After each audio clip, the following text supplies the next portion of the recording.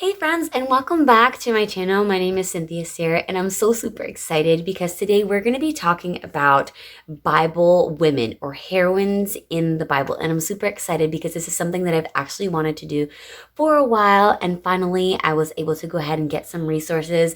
And some of these women that we're going to be talking about are pretty amazing. Now, they are not all like first and foremost, like up front, there are also going to be some minor women that we're going to be talking about. So I'm just really, really excited. And so the title of this woman today is going to be From Harlot to Heroine. Can you guys guess who it is?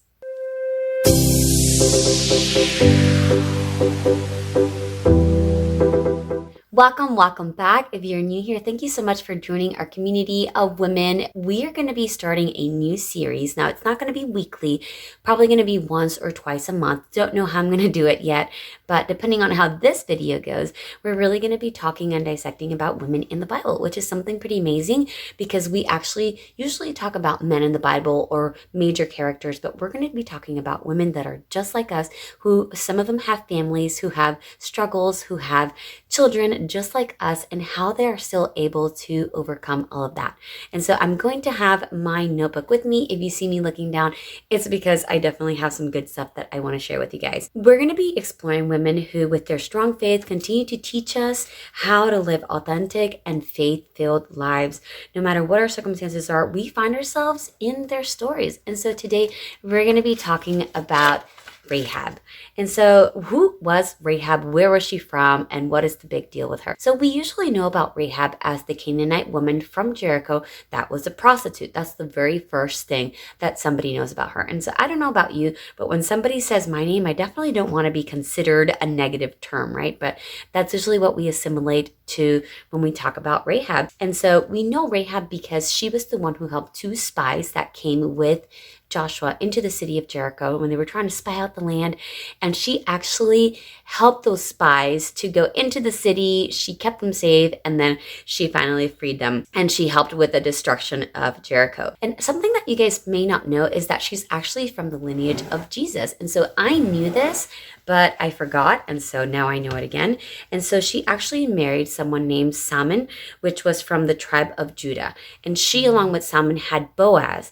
And Boaz, we know him from the story of Ruth, right? And Naomi. So Boaz and Ruth had Obed, and Obed had Jesse. And we know Jesse because Jesse is the father of David. And we know in the Bible that it says that Jesus came from the line of David. And that is how we know that Jesus is actually a descendant from Rahab. So Rahab definitely was an unlikely hero. Like I said, usually you have a lot of negative characteristics, negative names, just not a good picture when you talk about Rahab. She was spiritually something that we can be. And she was not an ideal person, right? She was not in an ideal circumstance, for her to want to come and seek God. She was in the middle of her sin. And actually, God still came and touched her in that way. God met her where she was at. And that is definitely a message to us that tells us that whatever situation, whatever sin we have in our lives, God can also come to us. And so the good question that I want to ask is, how did she know that the spies were Israelites? She was taught about the people of Israel because the first thing that she does when she talks to the spies, she says, well, everybody here is scared of you because we all know what you did in the Red Sea crossing. We all know what you did in the Exodus of Egypt. And so this tells you that she's not just a normal person in the street, but she actually has probably been taught or has heard about the stories of the Israelites and what they have been doing. And then the other question that we want to ask is, in the line of work that she was, right? Usually not people that are untrustworthy come to her, right? Not like a person who is trustworthy, who is honest, who is reliable, who is of good character come to these type of places. Usually it's the lowest of the low, the people who don't care about women, who don't care about themselves, who just want there for her service, and that is it. And so how was she able to trust these men that came into her place, knowing that, they could have possibly just gone in there for her service, right?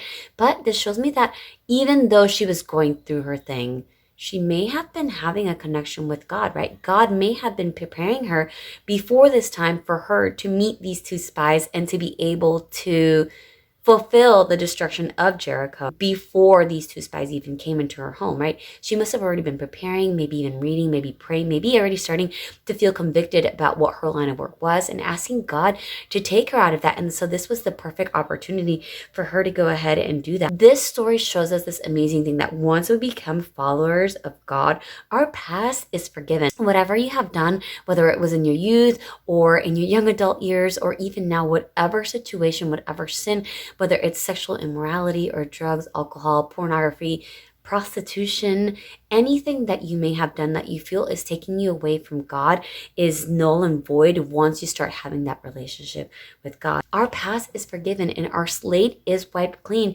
And so she is no longer unclean. She is no longer called a prostitute, but she is now called a child of God. Somebody that was unworthy and unclean and just really an outcast in society is now made worthy enough to be part of the lineage of Jesus. Like, that's something pretty amazing. You usually think of David and you think of Jesse and you think, of course, Mary and Joseph, but to have a prostitute be in your lineage, like be one of your descendants, usually is not something to brag about. But in this case, it is, because it shows the mercy, the grace, the forgiveness, the love that God had for her, that he allowed her to be part of Jesus' story. And that's something so amazing. And it inspires all of us sinners who have been saved by grace to know that we are loved, that there's nothing that we can't be forgiven for. There's nothing too big that God cannot change in our lives. Actually, the meaning of Rahab is pride and arrogance, mystical sea monster, and it's also a poetic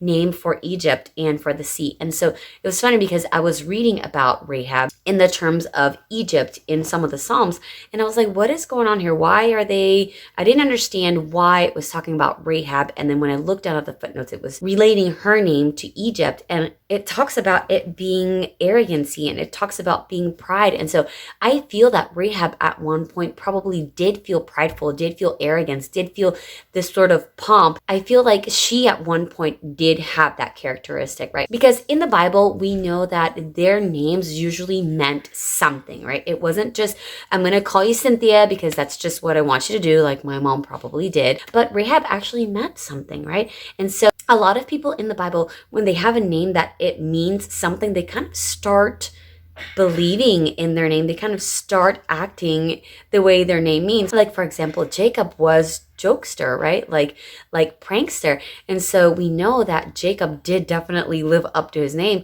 because he was a prankster and he did fool his brother and he did fool his dad, right? So when we think about Rahab being pride and arrogance, I think that just makes the story even so much more better, because she went from being prideful and arrogant in what her service was, in what her line of work was, in her mentality of things, to being humble enough to be used by God in this amazing way. And so this story definitely shows me that I can be forgiven for any type of sin that I have committed, that when Satan tries to bring those sins up into my mind again, I can say, Satan, get thee behind me, because I am no longer that person. I am no longer called by that name, because I have been filled with the grace and I've been forgiven with the mercy that only God can show me. And so I hope that you guys have learned something about Rahab today.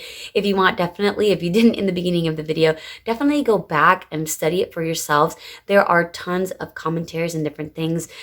But this is really how we should be looking at the Bible. We should be looking at it, the Bible, for what it is, and how can we apply these lessons that these characters have learned to our life. And that's really what it's all about. It's about not just reading the Bible from cover to cover, but reading it and applying it into our lives, applying it into what it means for the church today. And we're going to get so much more out of the Bible. Honestly, I know this specific story was a blessing to me, and I hope that you guys liked it. This is definitely a community of women just trying to uplift each other and just making sure that we connect with each other and knowing that, you know what, I'm not perfect, but neither were the people in the Bible, and that is perfectly okay with me. Let me know what you guys liked. Let me know if you guys already knew some things of Rahab, or if you know some things about Rahab that I didn't mention in here.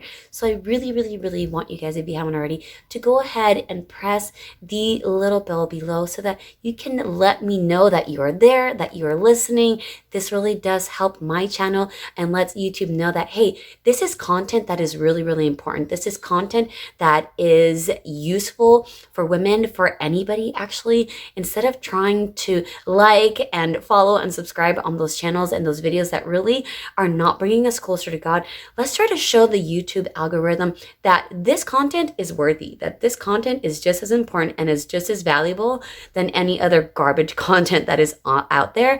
And most of all, it brings us eternal life and it brings us closer to God. So that's all I have for you guys today. Make sure that you go ahead and share this with other lovely women, and I will talk to you guys next time.